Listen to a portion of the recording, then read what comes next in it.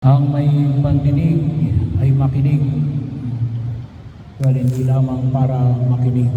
Pero ibig sabihin, ay sabi nga natin ay maging responsive, makatugon sa babala na ipinamamanig ng buong may kapal. Kasi mayroong pwedeng nakinig pero hindi pinansin yung paanyaya na ipinapahayag ng buong may kapal. Well, simple lang kung tutusin. Ano yun? Hindi umiwas sa masama at gumawa ng mga bagay na ikinalulugod ng Diyos. Yun yung pinakasimpleng pamamaraan. Pero bahagi rin ng pagkilos na tinatawag po natin dito na yung patuloy na pag-aaral. Tawag nga po rito ay ongoing formation. Kasi tayo ay patuloy na naghuhubog ng sarili sa harapan ng Diyos. Hindi tayo static. Lalong-lalo na yung mga hamon ng kasalukuyang panahon. Sabi nga ngayon ay yung mga makamundo ay mas matatalino sa mga makadiyos. Pero hindi nangulugan na ganun na lamang. Ibig sabihin ay pinamamanig na Jesus yun para alin?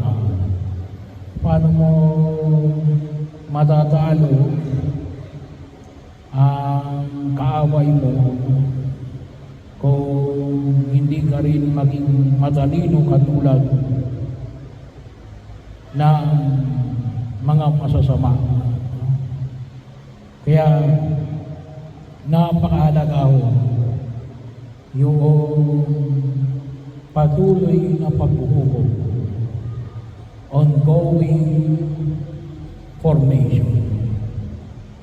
Kaya kinakailangan din tayong patuloy na mag-aral at magnilay. Lalo-lalo na sa mga hamon ay pinamamanig sa atin ng kasalukuyang panahon. Katulad na rin bawa sa mga tanong na kung saan ay makita ko natin. Kung dati ang alam lang natin ay ganito lang, dapat mamaya mas malaki na kasi patuloy tayong nag-aaral at nagninilay sa harapan ng Diyos. Kaya mahalaga rin yung tinatawag ko natin makita natin sa pamagitan ng sabi nga po natin ng patuloy natin pagbabasa ng mga dokumento ng simbahan, yung mga talambuhay ng mga banal. Katulad ngayon si San Pedro Crisologo, na isang obispo, kung paano niya nahikayan ng mga tao noong kapanahunan niya na tumugon sa panawagan ng buong may kapal at maaaring sa kasalukuyan.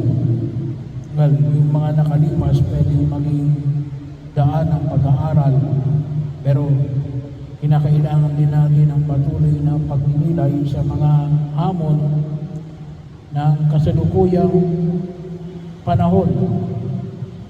Kinakailangan natin talaga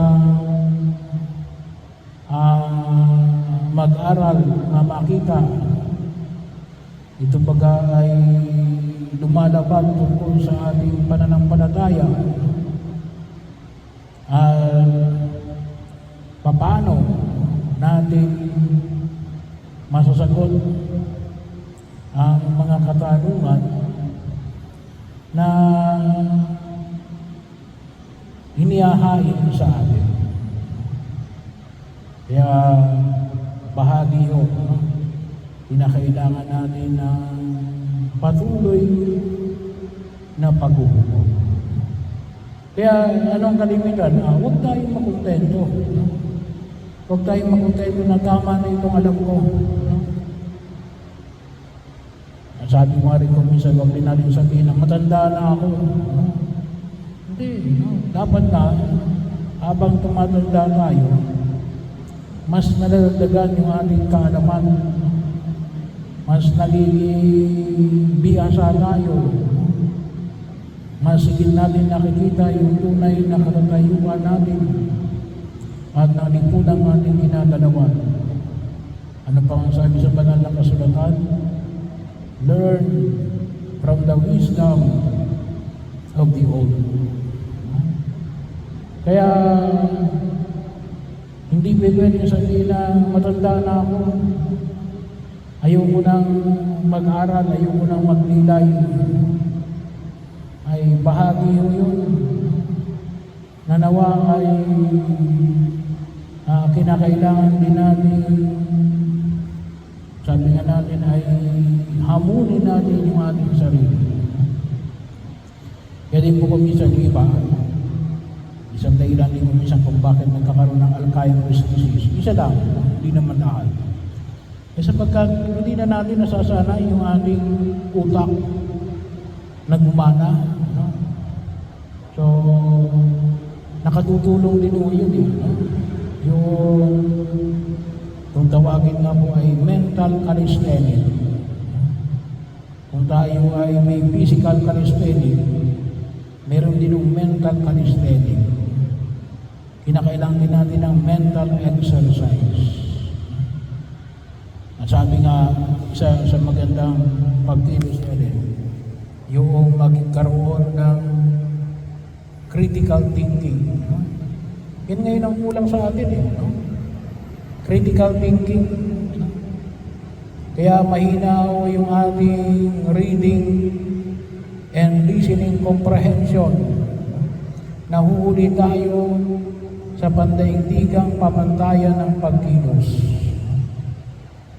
At sino magtuturo yun sa mga bata? Ay di, yung mga matatanda